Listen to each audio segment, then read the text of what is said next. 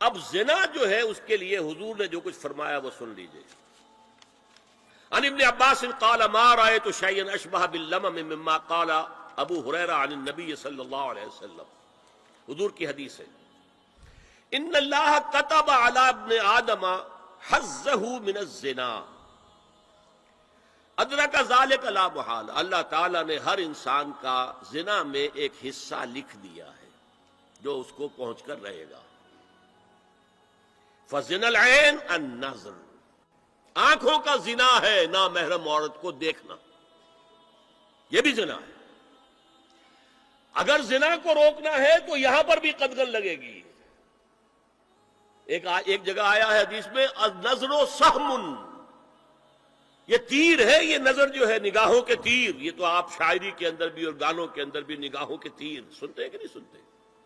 النظر سہم، یہ تیر ہے. وزن اللسان النطق یا منطق، زبان کا زنا ہے کسی عورت سے گفتگو کر کے چٹخارے لینا. عورت کی آواز میں بھی ایک لوچ ہے، حسن ہے. اللہ تعالیٰ نے اسے سراپا ایسا بنایا ہے کہ مرد کے لیے اس کی ہر شے کے اندر اٹریکشن ہے، اس کی آواز میں اٹریکشن ہے. والنفس تمنا و تشتہی، اور باقی رہ گیا نفس، وہ تمنا کرتا ہے کہ اب میں اس سے آگے بھی بڑھوں اور زنا بھی کر لوں. والفرج یصدق ذلک کلہ او یکذب، لیکن یہ ہو بھی سکتا ہے نہیں بھی ہوتا، لیکن یہ زنا تو کر چکا نا. کان کا زنا اس نے کر لیا، آنکھ کا زنا اس نے کر لیا، زبان کا زنا اس نے کر لیا. ایک کو زنا کی تعریف میں لائے.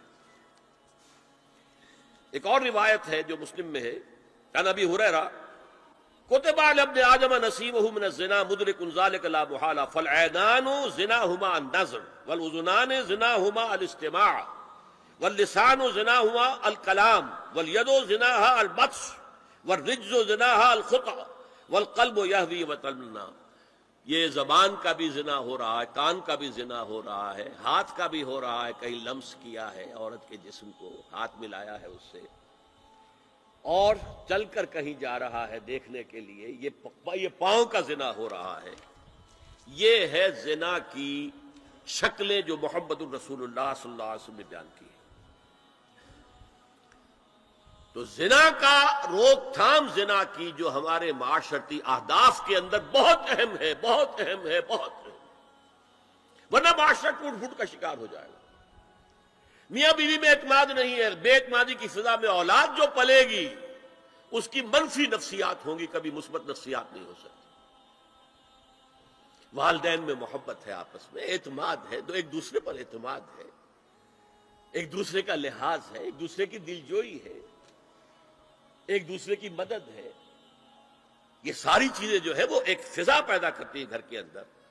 وہ ایک نارمل، ایک صحت مند فضا جس میں کہ نئی نسل پروان چڑھے گی تو وہ ایک پازیٹیو اور مثبت نفسیات لے کر پیدا ہو. اچھا، اور دیکھیے اس میں کیا کیا کچھ حضور کی طرف سے آئے ہیں.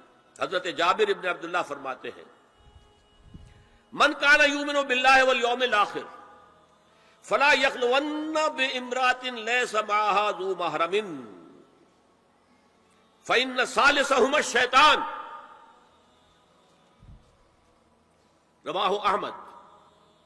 دیکھو، جو شخص بھی اللہ پر اور یوم آخر پر ایمان رکھتا ہو وہ کبھی کسی اجنبی عورت کے ساتھ خلوت میں نہ رہے، ملاقات نہ کرے جس کے ساتھ کہ اس کا کوئی محرم شامل نہ ہو. کوئی عورت آئی ہے آپ سے مسئلہ پوچھنے کے لیے، اس کا باپ، اس کا بیٹا، اس کا بھائی، اس کا شوہر ساتھ ہونا چاہیے، اکیلے نہیں. اس لیے کہ ثالثہما الشیطان. جہاں یہ ایک مرد اور ایک عورت جو ایک دوسرے کے لیے نامحرم ہے، جب ملیں گے تیسرا وہاں شیطان موجود ہوگا.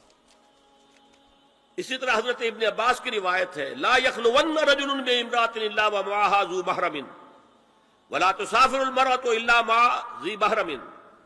کوئی مرد کسی عورت کے ساتھ خلوت میں نہ ہو، اکیلے نہ ہو، مگر یہ کہ اس عورت کے ساتھ اس کا محرم موجود ہو.